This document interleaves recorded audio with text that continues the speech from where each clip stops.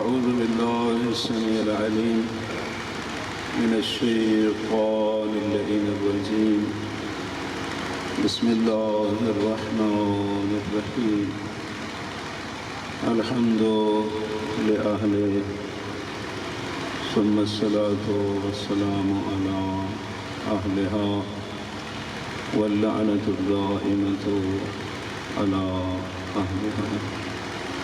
أما بعد فقد قال الحكيم في كتابه بسم الله الرحمن الرحيم. قل إن الموت الذي تفرون منه فإنه ملاقيكم ثم تردون إلى عالم الغيب والشهادة فينبئكم بما كنتم تعملون.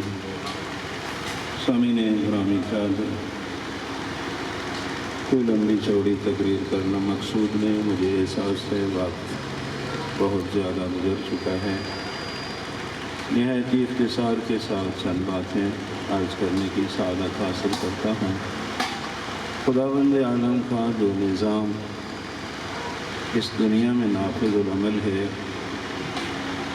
وہ یہی ہے کہ جو زندہ ہے وہ موت کی تکلیف سہے گا، جب احمد مرسل نہ رہے تو پھر کون رہے گا۔ اس جہان میں آنا تیری اور میری مرضی کے مطابق نہیں ہوتا، اور اس جہان کو چھوڑنا بھی تیری اور میری مرضی کے مطابق نہیں ہوتا۔ آئے بھی ہم اپنے خالق کی مرضی سے، جانا بھی ہے اپنے خالق کی مرضی سے، لیکن کامیاب انسان ہم اس وقت کہلائیں گے کہ اگر جئیں بھی اپنے خالق کی مرضی سے۔ یہ چند روزہ حیات مستعار اس ذات نے عطا فرمائی، اگر اس کی مرضی کے مطابق گزر جائے تو پھر خود فرماتا ہے یا ایتھا النفس المطمئنہ ارجعی الی ربک راضیۃ مرضیہ، کہ اے نفس مطمئنہ دنیا کو چھوڑ دے، واپس آ جا میری جنت میں، اس حال میں آ کہ میں تجھ پہ راضی اور تو مجھ پہ راضی۔ کامل انسان نے اس مقام کو پہنچنا ہے کہ خدا بندے سے خود پوچھے بتا تیری رضا کیا ہے۔ لیکن اس کے لیے ڈھیر ساری محنت کرنا پڑتی ہے میرے بھائیوں، غفلت سے بیدار ہونا پڑتا ہے۔ اگر زندگی غفلت میں گزر گئی، وہ بھی اس ذات نے اپنا قرآن بنایا ہے کہ پھر مرتے وقت کیفیت کیا ہوگی، یہی کہے گا رب ارجعونی لعلی اعمل صالحا فیما ترکت، کہ بار الہ اب مجھے تھوڑا سا واپس پلٹا دے تاکہ میں کچھ نیک عمل انجام دے لوں۔ یا دوسری آیت میں لولا اخرتنی الی اجل قریب فاصدق واکن من الصالحین، کہ خدایا تھوڑا میری زندگی کو بڑھا دے تاکہ اب میں صدقے دے لوں، اب میں نیک کام کر لوں۔ ارشاد فرماتا ہے کہ اللہ ہرگز نہیں، میرا یہ قانون ہی نہیں ہے، اب تو نے واپس نہیں جانا، اب تو نے آگے جانا ہے۔ من ورائہم برزخ الی یوم یبعثون، بڑا طولانی سفر تو نے طے کرنا ہے، اس کے بعد برزخ ہے، اور برزخ جا کے ختم ہوگا قیامت پر، اور قیامت والے دن کو یوم حساب کہتے ہیں، اور حساب اتنا آسان نہیں ہے۔ اس لیے میرے بھائیوں اور بزرگوں، غفلت سے بیدار ہو کے جئیں۔ معصوم امام علی زین العابدین علیہ السلام کا دعائیہ جملہ ہے، حضرت فرماتے ہیں من یکون اسوأ قولا منی ان انا نقلت الی قبری علی مثل حالی، کہ اس انسان سے بڑھ کے بدبخت کون ہو سکتا ہے جو غفلت کی حالت میں قبر کی طرف منتقل ہو جائے۔ وَلَمْ أُمَهِّدْهُ لِرَكْضَتِي، اور اس نے ابھی تک اس قبر کو اپنے آرام کے لیے تیار ہی نہ کیا ہو.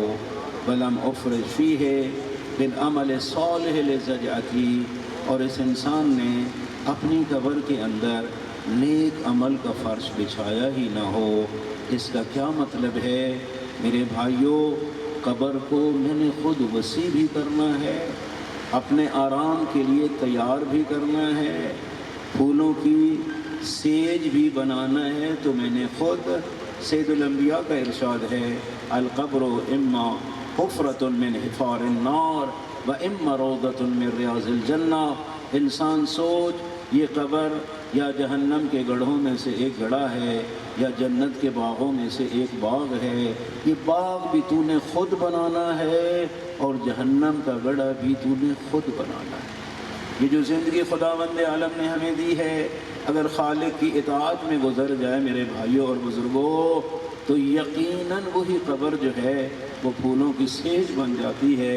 لیکن اگر غفلت میں گزر جائے جس طرح اکثر گزر رہی ہے، تو پھر واضح ہے میرے بھائیوں، آج جو بوئے گا کاٹے گا کل، وہی قبر کے اندر ہونا ہے. اس لیے معصوم نے فرمایا اگر غلطی کر بیٹھے ہو نا تو ابھی مہلت ہے، دربار خداوندی میں تنہائیوں میں گریہ کر لو. یہ تنہائیوں میں پشیمانی کا ایک آنسو غضب الہی کے اوقیانوسوں کو رحمت میں بدل دے. جب تک روح ہے میرے بھائیوں اور بزرگوں، خداوند عالم نے ہمیں اختیار دیا ہے. فرمایا اب کی وما لی لا اب کی، انسان مجرم گناہگار رو لے، لیکن کچھ دل تو اتنے سخت ہو چکے ہیں کہ جرم کرنے کے باوجود بھی رونا نہیں آتا. قرآن نے واضح کہا ہے کہ کچھ پتھر ایسے ہوتے ہیں کہ جن سے چشمے پھوٹ پڑتے ہیں، لیکن کچھ دل اتنے سخت ہوتے ہیں کہ وہاں ندامت کا آنسو نہیں ہوتا. اس لیے اب کی وما لا اب کی، انسان کو رونا چاہیے. فَلْيَبْكِ الْبَاكُونَ قَبْلَ اللَّهِ يَنْفَعُ الْبُكَاءُ، کہ مجرم کو رو لینا چاہیے قبل اس کے کہ رونا فائدہ نہ دے. تو یہ جملہ بتاتا ہے کہ مجرم نے رونا تو ہے، اگر دنیا میں پشیمانی کا آنسو بہا لیا، غضب رحمت میں بدل جائے گا. مرنے کے بعد رونا ہے تو اس رونے کا کوئی فائدہ نہیں ہے. اس لیے میرے بھائی اور بزرگوں، فرمایا رو لو. پھر معصوم نے وہ مقام بتائے کہ ان کو یاد کرو تو شاید تمہیں رونا آ جائے. اب کی لخروج نفسی، فرمایا اس زمانے کو یاد کر کے رو. تو بے بس پڑا ہوگا، سارے دوست احباب طبیب موجود ہوں گے، لیکن کوئی تجھے ذرہ بھی فائدہ نہیں دے سکے گا. بے بس پڑا ہوگا وہاں پہ تو. بلکہ میں نے تو یہ بھی روایات میں پڑھا ہے کہ پھر ادھر سے صدائیں بھی آتی ہیں، او مولانا بڑی بڑی تقریریں جھاڑنے والا، آج تو اتنا گنگا کیوں ہو گیا ہے کہ بول ہی نہیں سکتا؟ او علاقے کے بدماش، سوٹے مار، قبضہ گروپ، آج تو اتنا بے بس ہو گیا ہے کہ ناک سے مکھی کو بھی نہیں اڑا سکتا. کوئی وقت تو وہ تھا کہ تیرا نام لے کے لوگ ڈرتے تھے، آج تو اتنا بے بس ہو گیا ہے. فرمایا اس زمانے کو یاد کر کے رو، جب پڑا ہوگا کوئی تیری ذرا بھی مدد نہیں کر سکے گا. پھر فرمایا اب کی لظلمت قبری، اپنی قبر کے اندھیرے کو یاد کر کے رو. تاریک اندھیرا، ذرا لائٹ چلی جائے اس کا نعم البدل بنایا ہوا ہوتا ہے کہ اندھیرے میں وحشت ہوتی ہے. میرے بھائیوں، دنیا میں تو اندھیرے میں بھی گزر جائے گی، لیکن بتاؤ قبر کے اندر اندھیرا، وہ بھی 1 2 دن 10 سال کے لیے نہیں، قیامت تک کے لیے وہ اندھیرا ہے. پھر فرمایا اب کی لذیق لحدی، انسان کو اپنی قبر کی لحد کے تنگی کو یاد کر کے رونا چاہیے کہ یہاں کتنے کتنے محل ہوتے ہیں، کتنی کتنی کوٹھیاں ہوتی ہیں، وہاں انسان سما نہیں سکتا، لیکن وہ چند فٹ جگہ ملتی ہے، وہ بھی جس کے نصیب میں ہو. فرمایا اس کو یاد کر کے رو. پھر فرمایا اب کی لخروج من قبری حاملا وزری علی ظہری عریانا ذلیلا، انسان اس زمانے کو یاد کر کے رو جب قبر سے نکلے گا اور پوری زندگی کا بوجھ تیری پشت پہ ہوگا اور عین ممکن ہے کہ تیرے بدن پہ کفن بھی موجود نہ ہو، عریاناً ذلیلا، عریانی کی حالت میں، ذلت کی حالت میں، اب بوجھ لے کے جانا کہاں ہے؟ میرے بھائیو وہ تو روزے قیامت آ چکا ہے، وہاں حساب دینا ہے، اور حساب کتنا دقیق ہے۔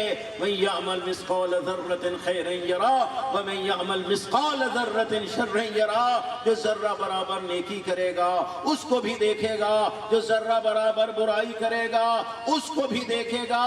اس لیے میرے بھائیوں میں یہی گزارش کروں گا، خدا کے لیے وہ عمل کر جس کو کل دیکھ سکے، اس کے قریب نہ جا کہ جس کا دیکھنا بھی مشکل ہو جائے۔ سید الانبیاء صلی اللہ علیہ وآلہ وسلم کی خدمت میں ایک صحابی اٹھ کے عرض کرتا ہے، مولا میں نے ڈھیر سارے مقالے ملے، ڈھیر ساری غلطیاں کی، پھر توبہ کر لی، تو کیا توبہ کرنے کے بعد بھی مجھے توبہ سے پہلے والے کرتوت دکھائے جائیں گے؟ فرمایا نہیں، وہ ذات بڑی کریم ہے، وہ ذات بڑی رحیم ہے۔ جب کوئی انسان توبہ کر لیتا ہے اس کا ٹائٹل بھی بدل جاتا ہے، اس کا عنوان ہی بدل جاتا ہے، اب وہ گناہگار نہیں ہوتا، اب وہ مجرم نہیں ہوتا، وہ تو محبوب خدا بن کے دربار خداوندی میں حاضر ہوتا ہے۔ اس لیے میرے بھائی اور بزرگوں اب موقع ہے، توبو الی اللہ جمیعا ایھا المؤمنون لعلکم تفلحون، اے صاحبان ایمان آؤ سارے مل کے توبہ کریں تاکہ کل کامیاب ہو جائیں۔ خداوند عالم ہم سب کو توبہ نصوحہ کرنے کی توفیق مرحمت فرمائے اور مرحوم مغفورہ کو اعلی علیین میں جگہ عطا فرمائے۔ سارے حضرات مل کے ایک بار سورہ حمد اور 3 بار سورہ توحید کی تلاوت فرمائیں۔ بسم اللہ الرحمن الرحیم، الحمد للہ رب العالمین الرحمن الرحیم مالک یوم الدین، ایاک نعبد و ایاک نستعین، اهدنا الصراط المستقيم صراط الذين أنعمت عليهم غير المغضوب عليهم ولا الضالين۔ بسم الله الرحمن الرحيم، قل هو الله أحد الله الصمد لم يلد ولم يولد ولم يكن له كفوا أحد۔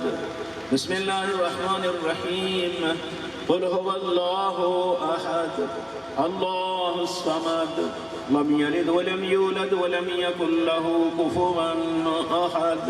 بسم الله الرحمن الرحيم، قل هو الله أحد الله الصمد لم يلد ولم يولد ولم يكن له كفوا أحد۔